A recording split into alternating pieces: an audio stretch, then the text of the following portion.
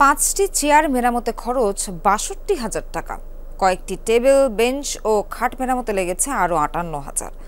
আসবাবপত্র মেরামত বাবদ চুয়াডাঙ্গা নার্সিং ইনস্টিটিউটে এমন অস্বাভাবিক ব্যয় নিয়ে উঠেছে নানা প্রশ্ন।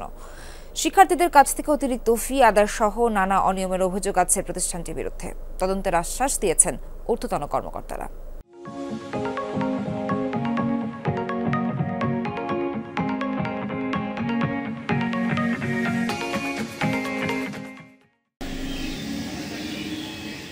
চুয়াডাঙ্গা নার্সিং ইনস্টিটিউটে অনিয়মের অভিযোগ পুরনো, তবে কাঠের চেয়ার, টেবিল সহ কয়েকটি আসবাবপত্র মেরামতে লক্ষাধিক টাকা খরচ নিয়ে উঠেছে আরও প্রশ্ন।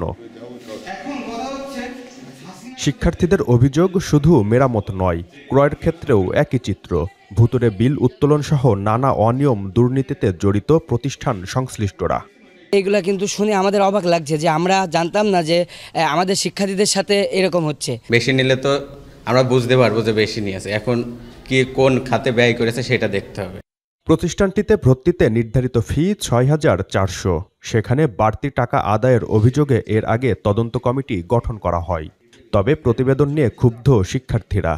আমরা 10,000 দিয়েছি, মোট পুরা 10,000 দিয়েছি ভর্তির জন্য। আমাদের একটা মডেল টেস্ট পরীক্ষা হয়েছিল, তার পরীক্ষার ফি 500 নিছে, আর ড্রেসের জন্য নিছে 5,000। একটা তদন্তও নাকি শুরু হয়েছিল, তো তদন্তটা কোনো কারণবশত আমি জানি না, প্রত্যক্ষ অথবা পরোক্ষ কোনো কারণে সেটাতে আমরা কোনো ফলাফল পাইনি। সুষ্ঠু এবং কঠিন তদন্ত চাই এবং এর একটা নিরপেক্ষ বিচার আমাদের শিক্ষার্থীরা চাচ্ছে। এসব বিষয়ে কোনো সদুত্তর নেই প্রতিষ্ঠান কর্তৃপক্ষের কাছে। একে অপরের ওপর দোষ চাপিয়ে দায় সারলেন হিসাবরক্ষক ও প্রশিক্ষক। বৈধ অবৈধ এটা তো আমি বলতে পারবো না। আপনি বলতে পারবেন না। না, যে এটা বৈধ অ্যাকাউন্ট কি অবৈধ অ্যাকাউন্ট আপনি বলতে পারবেন না। ঢাকায় অ্যাকাউন্ট সেকশনে আমি কথা বলেছি যে আমার এখন জরুরি 20টা চেয়ার দরকার, কিন্তু আমার তো কেনার জন্য কোনো টাকা বরাদ্দ নাই, কিন্তু আমার রিপেয়ারের টাকা আছে। তো বলছে আপনি তাহলে রিপেয়ারের টাকা দিয়ে কিনতে পারেন।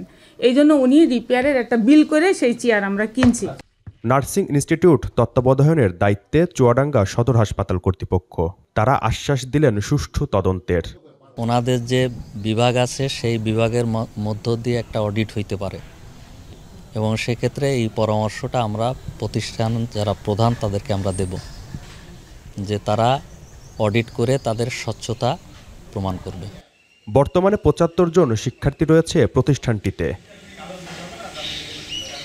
জিসান আহমেদ, যমুনা নিউজ, চুয়াডাঙ্গা।